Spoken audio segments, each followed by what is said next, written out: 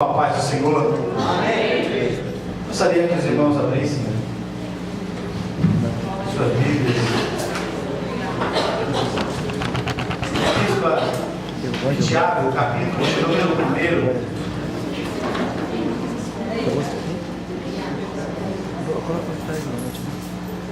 1. Tiago, capítulo de número 1, versículo 13, 14 e 15.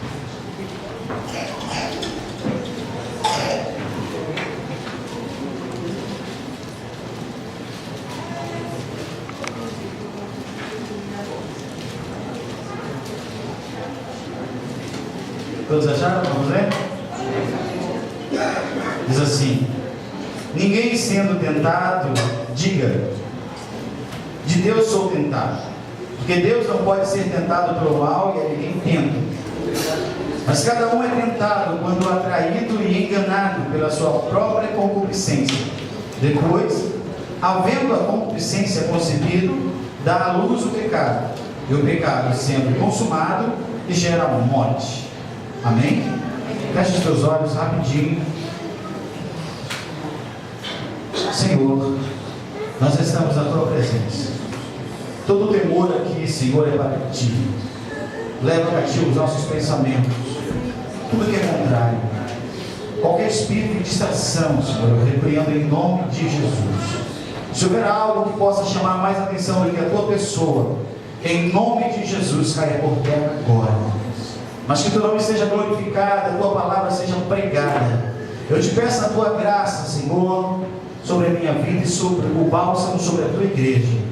Em nome de Jesus, Espírito Santo, toma conta deste lugar. Amém. Os irmãos, podem tomar isso. Meus irmãos, antes de eu começar a ministrar, eu gostaria de falar alguma coisa para os irmãos. Vocês vão entender porque eu gostava da vida aqui comigo. No ano de 1992, eu era menino do sítio e conheci o Senai.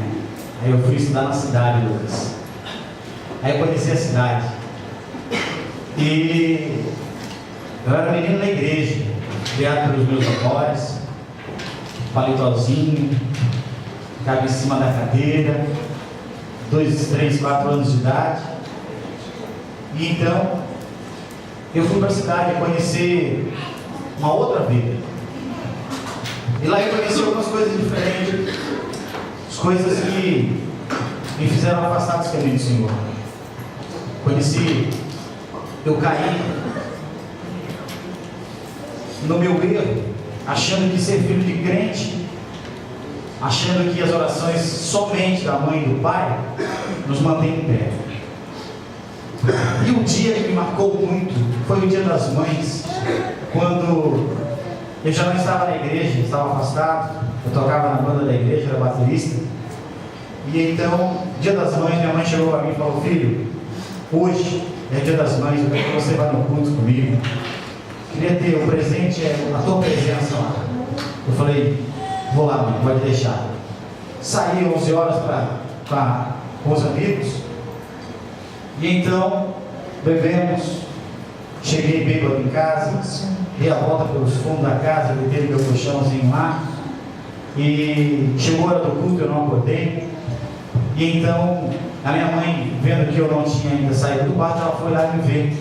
Quando eu chego lá, eu tinha vomitado em cima do travesseiro, e o rosto estava enfiado dentro de vômito.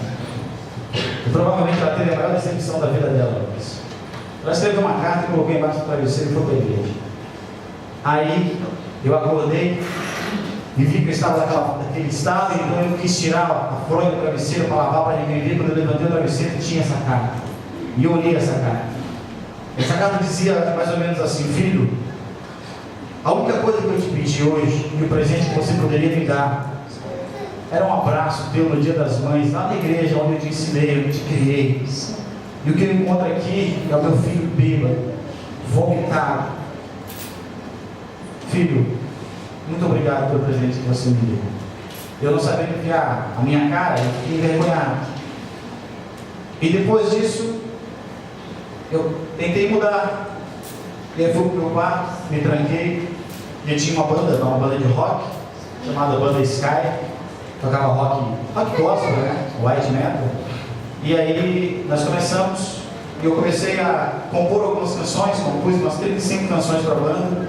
E Deus me deu uma canção, e essa canção eu titulei como Rap da Minha Vida, porque ela conta necessariamente eu escrevi a minha vida nesse rap. Eu não quero que os irmãos se escandalizem hoje em dia de domingo, né? Quem sabe alguém se escandalizou com a cruz, alguma coisa assim. E foi um dos motivos que me afastou da Assembleia de Deus. Foi justamente essa rejeição. Essa rejeição quando eu era jovem e queria expressar a minha alegria de jovem. E eu não tive, porque a igreja me rejeitou. Como o útero expulsa um feto de dentro para fora, a igreja rejeitou. E por isso eu não ponho como a igreja, foi eu. Mas para sempre, na nossa cabeça de jovem, vai existir uma razão por quê. E sempre vai se buscar esse problema. E vai se explicar essa razão. E por isso que eu vejo hoje isso aqui, eu não me escandalizo. Eu me volto alguns anos atrás e me vejo quando eu precisava de um apoio, de um abraço. Eu prefiro eles aqui com essas luzes. Não é todo dia, é um chama, um som do chama. E eu queria que os irmãos entendessem isso. Até o rap que eu vou cantar agora é estilo bem rap mesmo. E não se escandalizem por isso, tá certo? Eu quero que vocês ouçam a letra dessa canção. E se Deus permitiu eu descer e Ele me resgatou com Pedro, porque tem alguém aqui que precisa ouvir isso. Se não está aqui, o pai e a mãe vai levar e vai contar lá, né, na casa que vocês estão. Eu tenho certeza que Deus vai fazer alguma coisa nesta noite. Eu quero apresentar então, esse aqui é o Davi e o Gustavo. Nós vamos sentar e eles querem cantar comigo.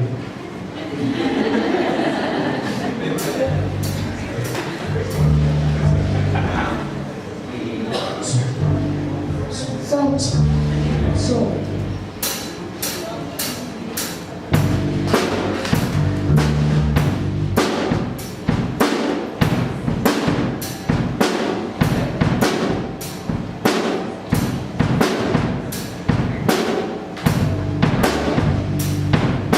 Andava no mundo sem Cristo, sem nada. Encontrei com Ele é uma parada. A vida para mim não tinha mais sentido. Andava desligado, correndo perigo. Vivia nas trevas no mundo sem luz. Mas hoje sou liberto pelo sangue de Jesus. Jesus, Parada radical. você sabe qual? Ele quer te salvar. Jesus, parada radical. Você sabe qual? Ele quer te salvar. Me lembro de um dia quando Ele me chamou. Ele disse: filho, vem que eu estou te esperando desde muito tempo. Não vai te relaxando, pois está te perdendo. Se perderes um minuto, vai piorar. Tua vida vai sumindo e vai se acabar. Vem logo, brother, vem, se demora. Vem quando estiver, pois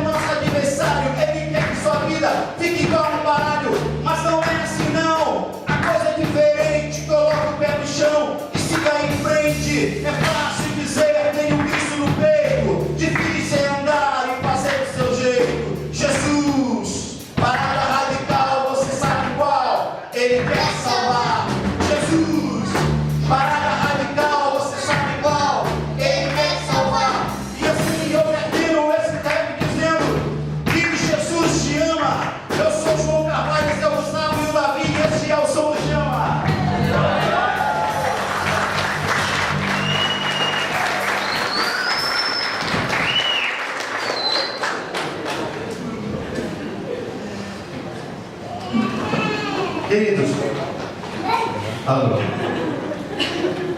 E assim foi o começo da minha vida. Eu vim para Joinville e aqui estou para louvar ao Senhor Jesus.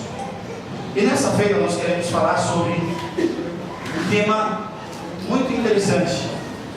Eu gostaria de pregar sobre jovens em fuga, inflamados pela chama.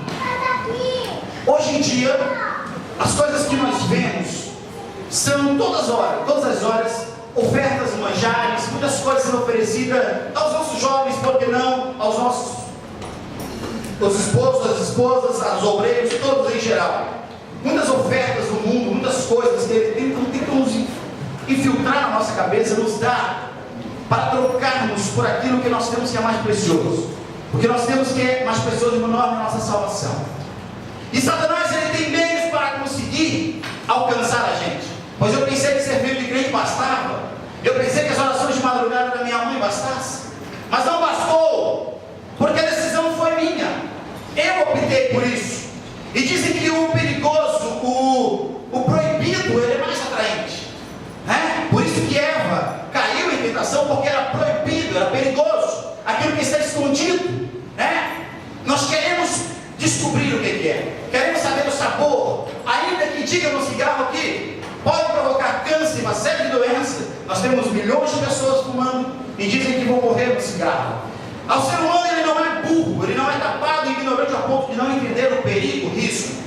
Mas no que tange ao lado espiritual, nós entendemos que existe da parte do inimigo alguma coisa que cega o entendimento do cristão. E quando o cristão se acha dentro de um sentido, de um estilo, de um nível aonde ele se sente intocável pelo inferno, esse é o grande perigo que nós corremos. Achamos que nós já podemos fazer o que nós queremos, porque nós somos o cara, porque nós temos já um nível de conhecimento, ou então um crédito de oração com Deus, porque subimos um monte todos os dias. Eu queria falar sobre a tentação do Éden e como o diabo trabalha ainda no meio da igreja, tentando arrancar principalmente os nossos jovens, que o foco desse som do chama é atrair muitas pessoas que não têm Deus, e os jovens principalmente. Então Satanás, a Bíblia diz que ele veio matar, roubar e destruir. E nós colocamos a culpa do diabo em tudo. Ele sim, ele é culpado, mas o mais culpado, o primeiro culpado somos nós. Nós vemos que aqui em Tiago, a Bíblia diz que Deus não tenta ninguém. Nós somos enganados por aquilo que nós vemos. Eu clico e eu vi. Eu clico no YouTube, eu vejo. Eu clico, abro uma página, eu vejo. Eu busco isso. E quando eu olho por uma admiração, ainda é aceitável. O pecado não é admirar. Ela pode ser uma moça bonita, ele pode ser um moço bonito. Eu posso admirar. O que eu não posso é desejar. Mas entre o admirar e o desejar é uma fronteira quase invisível. E nós não temos essa sensibilidade muitas das vezes. E passamos de um terreno para outro sem perceber que estamos deixando de admirar e começamos a desejar. E Satanás trabalha bem aqui. Não foi ele que obrigou você a virar o rosto. Não foi ele que pegou na tua mão para clicar no mouse.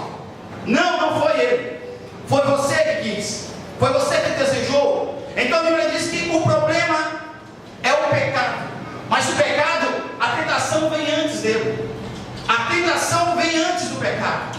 Satanás, ele oferece como um vendedor ambulante, sai por aí, oferecendo de porta em porta. E ele leva aonde você sempre está, ele sabe aonde você sempre para, o teu caminho, o teu trajeto, a tua maneira de agir. Então ele vai e oferece, você olha. Uma vez que você olha, você se agrada. E a Bíblia diz que você é enganado. É engodado. Enganado, então começa a ser gerado dentro de você o pecado. Aí esse pecado começa a ser posto em prática. E quando ele é posto uma vez, ainda você consegue vencer. Mas você gostou. Como uma criança que brincou com um cachorro, de repente ele brincou, deu uma mordidinha. A criança gostou de brincar e vai lá e brinca de novo com o pitbull. E aí brinca de novo até ele ser atacado. Ou alguém que brinca com um palitinho na tomada, coloca uma agulhinha. O Duda, quando era criança, colocava assim, ó, aquele choquinho. Mas se ele fechasse curva e tivesse escalpo, tinha morrido. Fica brincando com o perigo. e aí é consumado o pecado uma vez, gerando então a morte. Então o papel de Satanás é roubar, matar e destruir. Mas ele não vai entrar na sua casa, irmã Cecília, para levar o seu carro. Ele não veio para tirar a vida, porque ele não tem como tirar a sua vida, Elinei. Ele não veio com um trator para destruir a tua casa. Levando isto para um lado espiritual e você entender o que Jesus está querendo dizer, ele veio roubar. Primeira coisa, o roubar significa tirar o foco das coisas mais importantes. Observe que se você estiver admirando alguma coisa, mas não for muito interessante para você, e passar algo mais interessante, você já esquece aquilo que você estava vendo. Porque você está vendo um programa de televisão, de repente passou um flash de um filme, alguma coisa mais interessante, você muda de canal. Uma propaganda, você vai e presta mais atenção. Então aquilo que é mais importante, Satanás ele rouba, ele faz você mudar o foco, e aí começa a dar menos valor naquilo que era para ser dado o devido valor. Nós temos na Bíblia alguém chamado Esaú. Este homem, ele foi enganado, ele chegou do mato, da caça, do seu trabalho cansado, Jacó fazendo uma comida, e ele era o primogênito, ele era o primeiro de direito à herança, a primogenitura. Ele trocou a sua primogenitura por conta da sua fome. Ele foi enganado e abriu mão daquilo, foi roubado dele. Então, quando a Bíblia diz roubar, é tirar o foco das coisas mais importantes e mudar os valores, altera-se os valores. Foi roubada da sua mente o conceito de ser cristão, a coisa mais importante. O conceito de ser crente, algo que você deveria lutar. Então você possa dar valor a algo menos importante. E aí Satanás começa a trabalhar, porque parece que ele não quer nada. Ele então vem na história de querer te ajudar. E a Bíblia diz, depois de roubar, ele deseja matar no céu. Mas não é matar com uma facada, com um tiro. O matar que a Bíblia diz, ele está querendo dizer que é como se fosse uma anestesia. A pessoa perde a sensibilidade. Matar espiritualmente, deixar sem reação, ou aceita a condição imposta por alguém maior do que você. A anestesia age da seguinte forma: se aplica a ela, o nosso cérebro se comunica através de dedos, até as pontas dos dedos, pés, somos todos cheios de dedos.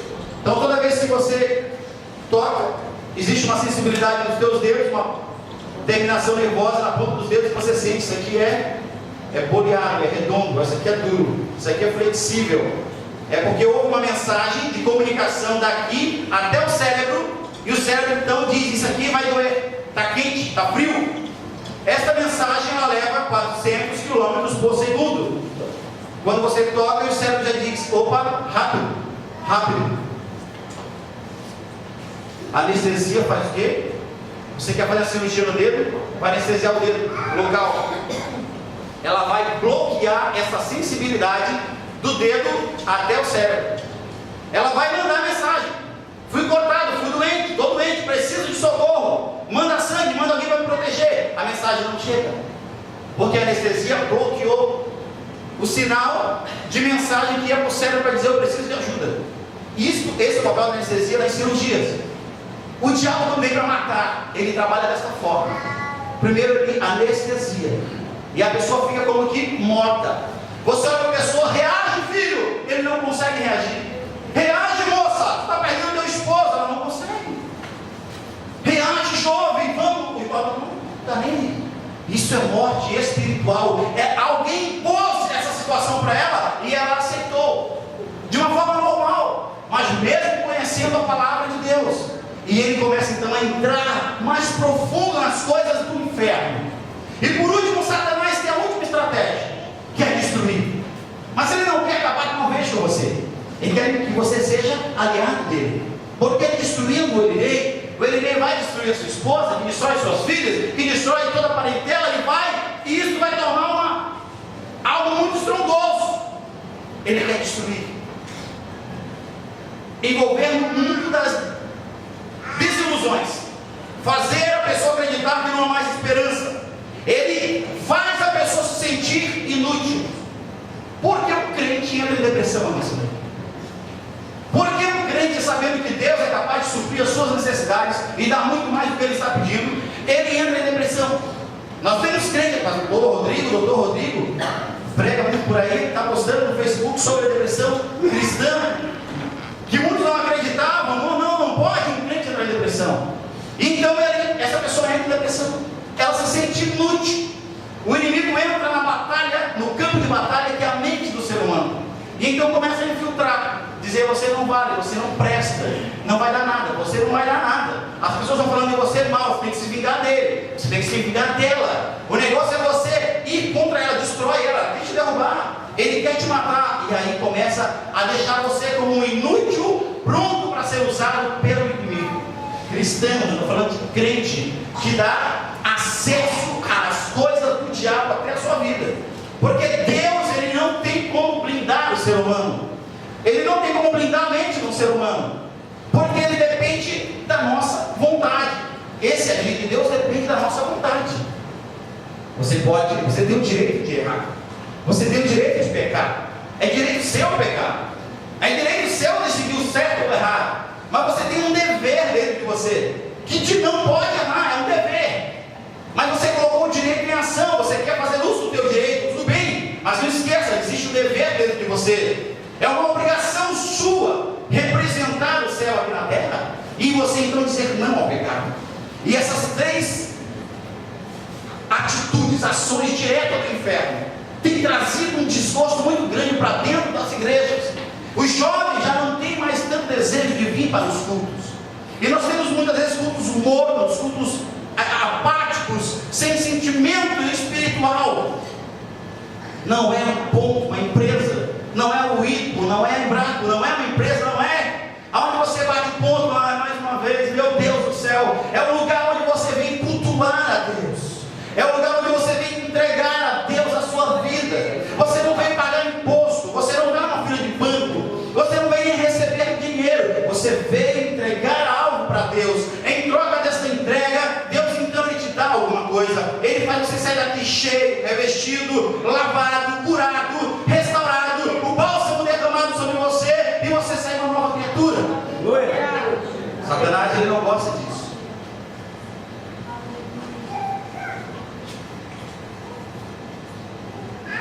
Um certo homem chamado José, os jovens têm o costume de dizer assim: eu não aguento, eu acabo cedendo,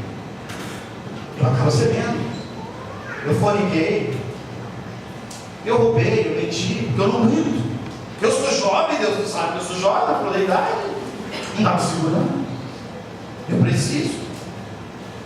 Eu vou dizer para você, talvez José fosse tão bonito quanto você, tão bonito quanto o Tiago, José, no Egito. E ele foi vendido, e ele estava lá dentro da casa de Potifar. A esposa de Potifar, bonita, linda, sozinha os dois. Ela chega e fala assim: eu quero ficar com você, Tiago. Eu preciso de você, Tiago. Potifar não está aqui, só estamos dois, não tem nem empregado. Você é solteiro, não tem pai, não tem irmãos, cadê a tua família? Sozinho, é você que eu quero. José podia dizer: muito bem, eu sou homem, ela está precisando, eu tenho que fazer o meu papel. Muito bem, é isso mesmo, talvez seja o plano de Deus me colocar aqui e matar Potifar e eu vou reinar por aqui mesmo. José podia ter pensado nisso. José disse assim: não. Mas qual foi a atitude de José? O que ele falou? Baseado em quem? Baseado em que ele diz: não, uma mulher tão bonita, e não trair a sua família, o seu pai, pensar. Ele diz assim: ó, como eu posso ser infiel ao meu Deus? Não é o pai? Como? Me explica, a esposa de Potifar, que eu posso ser infiel ao meu Deus. Me dê uma explicação maior, uma razão maior do que esta. 5 minutos de prazer vai justificar o meu erro. O reinado do Egito justifica o meu erro.